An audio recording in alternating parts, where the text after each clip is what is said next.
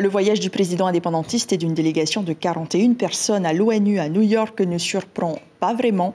Mais une question est sur toutes les lèvres. À quand les premières mesures fortes du gouvernement Broderson pour la Polynésie? Les détails avec Sibel Plichard et Rowan Potourou. Le drapeau du parti indépendantiste fièrement exposé devant le bâtiment des Nations Unies. Cet horticulteur de Raiatea, présent pour la 7e année consécutive à la foire agricole, estime que la priorité n'est pas là. C'est pas que je suis contre, mais il y a le peuple qui souffre en ce moment. C'est le problème qu'on doit régler avant d'aller à l'ONU. Même son de cloche chez cet éleveur dans le métier depuis 15 ans. Pour lui, les belles paroles doivent céder leur place à des actions positives pour le pays. Ici, il y a du boulot. Le coût de la vie, on n'a pas de nouvelles. La population est toujours en train de souffrir de la flambée des prix, quoi.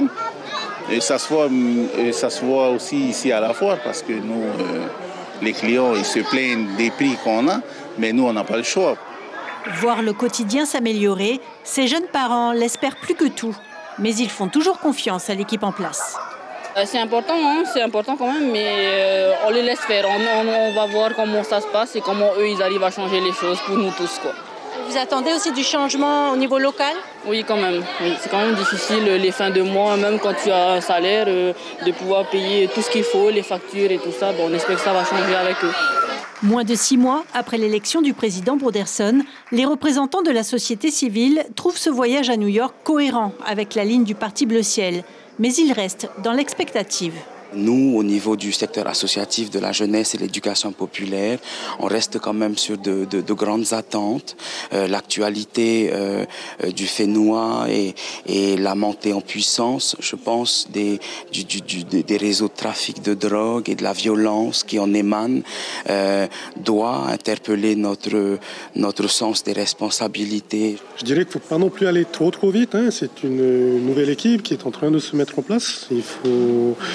On dit ça déjà depuis quelques mois. On dit ça déjà depuis quelques mois, mais c'est quand même un pays c'est un pays là, c'est pas un club de foot non plus. Donc ça met un peu plus de temps, j'imagine. Disons, attendons le débat d'orientation budgétaire.